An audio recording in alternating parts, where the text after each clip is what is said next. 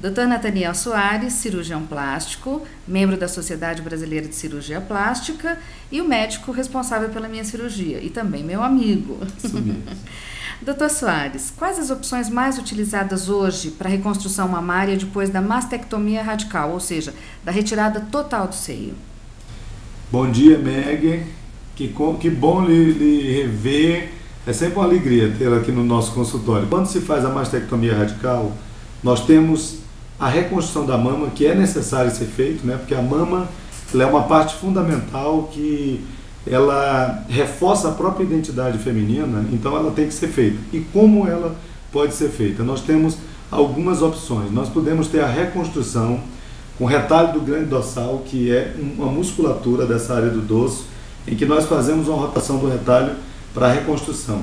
Mas o melhor tratamento se o abdômen for apropriado, é a reconstrução mamária feita com retalho do músculo reto abdominal, que a gente chama de transposição do músculo reto abdominal. Então realmente é o ideal. E num segundo momento ou terceiro, nós temos os aprimoramentos dessa cirurgia, que são os detalhes, refinamento. Então, num primeiro momento se reconstrói com retalho e depois vai se fazer o refinamento para simetrizar as mamas, né?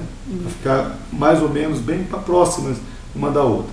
Isso é sobre a mastectomia radical. Então, esse é o tratamento. Você pode ter não só a transposição de retalho, mas você pode associar a transposição do retalho à colocação de uma prótese também num segundo momento. No primeiro momento, somente a rotação do retalho. Depois é que se vai pensar numa colocação de prótese para uma melhor simetrização das mamas. Existe também hoje algumas alternativas para fazer a auréola, por exemplo, que são outros tipos de tecido, inclusive a tatuagem, não é isso? Isso, nós temos hoje um modo menos invasivo, nós temos a tatuagem, né, para poder mimetizar, tornar mais parecido com a areola do lado que não foi tirada. E nós temos também a retirada de pele dessa região inguinal, inclusive pode-se tirar parte também da cartilagem para reconstruir o mamilo, e essa pele da região inguinal, que é parecida, é uma pele mais pigmentada, nós podemos fazer um enxerto utilizando essa pele, e o mamilo utilizando parte da cartilagem ou retalhos daquela própria localização para poder também mimetizar um mamilo do lado contralateral. E no caso da quadrantectomia, quer dizer, a retirada de uma pequena parte da mama, que é o meu caso inclusive, como é feita a reconstrução? Esse caso aí nós temos um sucesso muito grande em termos de resultado, porque nós temos o próprio retalho de vizinhança, quer dizer, a própria glândula com gordura daquela localidade, nós mobilizamos através de retalhos locais, quer dizer, não é uma coisa à distância, é uma coisa próxima, e com isso nós também colocamos, aí sim, de imediato, a prótese mamária, para que você tenha uma melhor simetrização das mamas. Então, realmente, a quadrantectomia, o resultado dela o tratamento imediato com a reconstrução feita por retalho local associado com a prótese mamária. Então, é muito bom o resultado.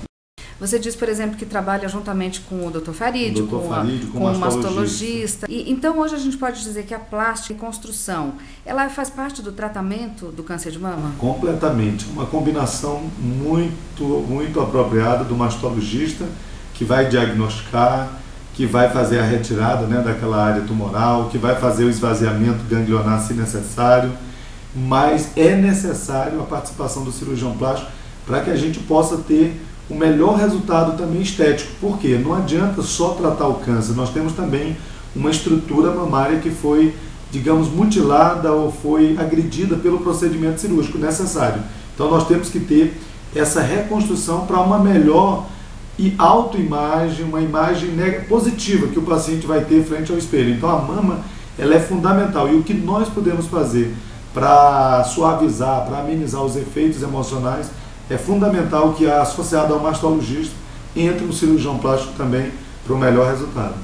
Então, a recuperação de uma pessoa que faz uma mastectomia ou uma quadrantectomia, ela tem um resultado melhor se emocionalmente ela tiver uma autoestima melhor. Com certeza. Agora, a parte emocional, nós somos um ser integral, espírito, alma, corpo. Então, um câncer que pode ser produzido por vários fatores, mas com certeza alguns aspectos emocionais são importantes e corroboram para o aparecimento desse câncer, também o aparecimento do câncer vai levar a uma labilidade emocional muito forte.